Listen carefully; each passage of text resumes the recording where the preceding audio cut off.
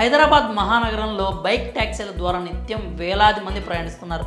Ola, Uber, Rapido వంటి సంస్థలు private రవాణా రంగంలో దూసుకెళ్తున్నాయి. బైక్ ట్యాక్సీ సేవలకు నగరంలో మంచి ఆదరణ అయితే ఉంది. ఎప్పుడు కావాలంటే అప్పుడు, ఎక్కడికి వెళ్ళాలనుకుంటే అక్కడికి క్షణాల్లో బైక్ బుక్ చేసుకుని సులభంగా వెళ్ళొచ్చు.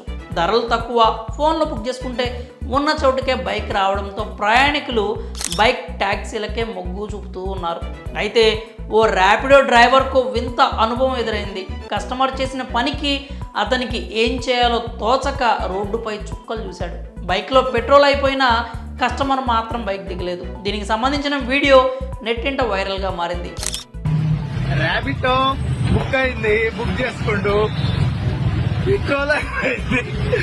పెట్రోల్ అయిపోతే ఇలా దిగుతలేడు, ఆయన చూసుకొని పోతుండు. చూడండి ఈయనెక్కడ గర్వరా ఆయన బుక్ చేస్తే.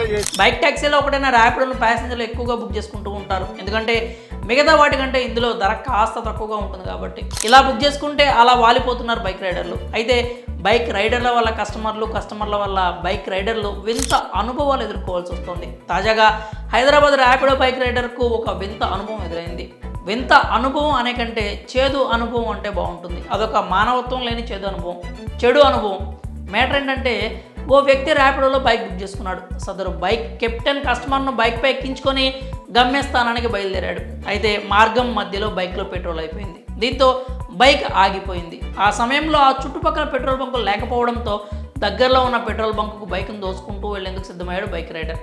కాగా బంకు వరకు నడుచుకుంటూ రావాలని కస్టమర్ను బైక్ రైడర్ కోరాడు.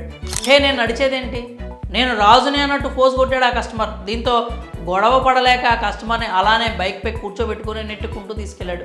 ఈ తతంగాన్నంతా వారు వెనకాలే వస్తున్న కారులోని వారు వీడియో తీసి సోషల్ మీడియాలో పోస్ట్ చేశారు. దీంతో ఆ వీడియో వైరల్గా మారింది.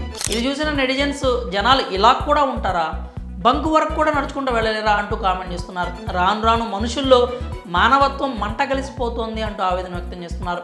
కొంతమంది మాత్రం పెట్రోల్ ఉందో లేదో చెక్ చేసుకోవాలి, రైడర్దే తప్పు అంటూ కామెంట్ చేస్తున్నారు. పెట్రోల్ ఉందో లేదో చూసుకోకపోవడం అనేది రైడర్ పొరపాటే.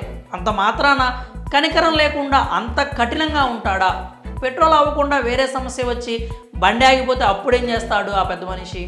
వదిలేసి వెళ్ళిపోతే ఏం చేయగలడు అంటూ ఈ విషయంలో కస్టమర్దే తప్పని కామెంట్ చేస్తున్నారు. మరి రైడర్ వర్సెస్ కస్టమర్, ఈ ఇద్దరిలో తప్పు ఎవరిదని మీరు భావిస్తున్నారు?